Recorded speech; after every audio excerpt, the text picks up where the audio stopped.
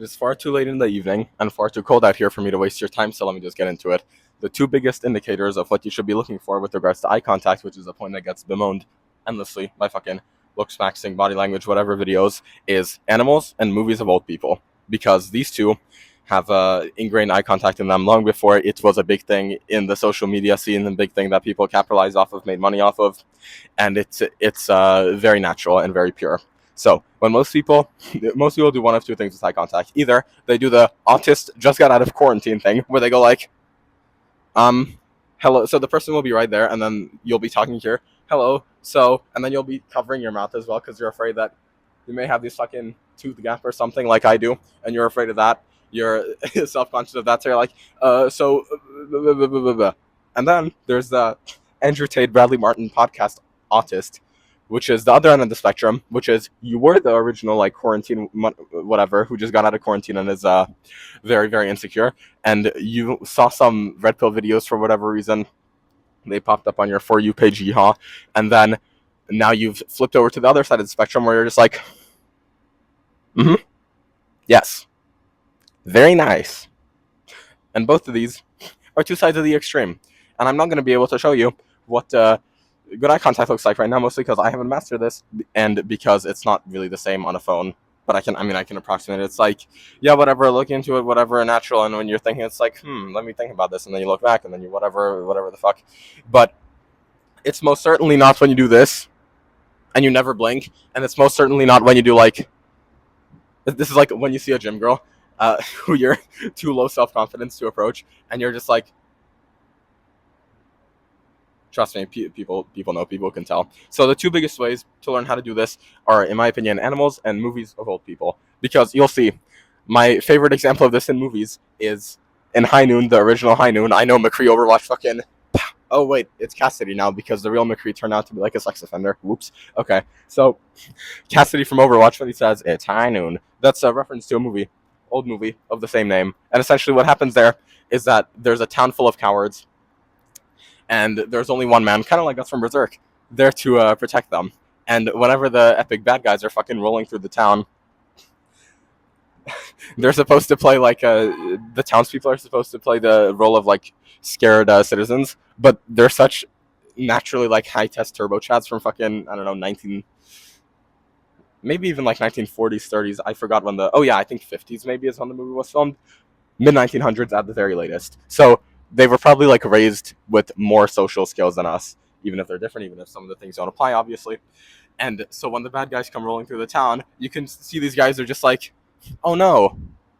And then they like still stare fucking dead into the eyes of the whatever villain. Like all the townspeople basically like still mock them, and like they have to really act and pretend to be scared and pretend to be nervous, like, oh no. Like pretend to run away. Because they're just used to normal eye contact and normal body language, they come off looking very cool while doing it, unintentionally so, because they're cue us to look like cowards and act like cowards, but because they're just old time men, old time people, they end up just like making good eye contact, just looking at them. Now, this is one of the best examples, one of the best ways to tell, and also whenever it's just like obviously a one-to-one face-to-face scene in movies anywhere up to like 2010. I don't know. I think after that, it's just, from my perspective, it gets too modernized and like flashy edits, whatever. Maybe there's a few times, and even things from today, like people tend to have good eye contact if it's like big names, big whatever, fucking strongman, fucking, oh yeah, Thor, Captain America, whatever the fuck, fucking, it's a wax, but I don't know if it can show on the camera, but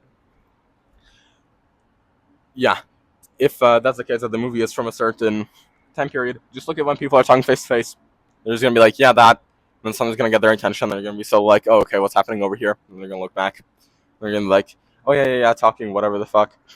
And it's like the person's gonna point at something, and then they'll look, and then they'll whatever. You don't like point like, okay, let's go here, and then you still like follow them like, I must follow the body language course, something like that.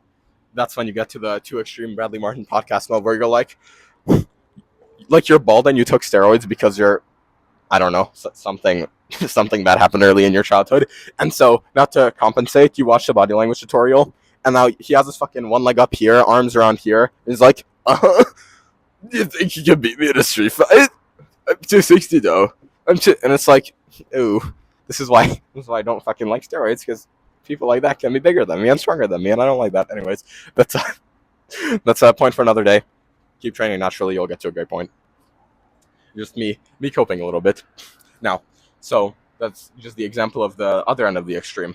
Now, animals are another thing, and the animal that I'm thinking of right now is either a dog or a cat. Oh yeah, I just finished the workout from Bull Mastiff, Alexander Brownlee's Bull Mastiff program, and it just made me think of this, like cats and dogs. Like you look at cats and dogs, they're just looking like when they want food, or just like a when there's an intruder or some shit like that, and they have no problems with it. They're not going like, the only time a dog will look at you like is when it knows it's like, I don't know, shit itself in the house like it's not supposed to, and now it's becoming a little bit nervous and afraid.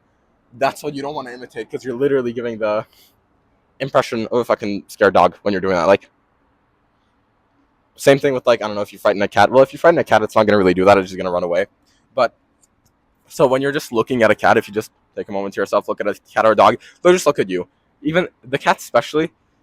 My neighbor has a couple of cats that are very curious, and it's like they'll look at you with a lot of scrutiny. They'll just be like, for like 10 seconds on end, and it's like, holy shit, how did they not get nervous? Well, they're animals, and this is just encoded in them.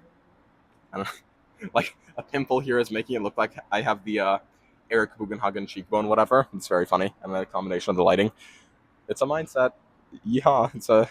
Well, I forgot all the Eric Bugenhagen memes when I make the reference. Very nice.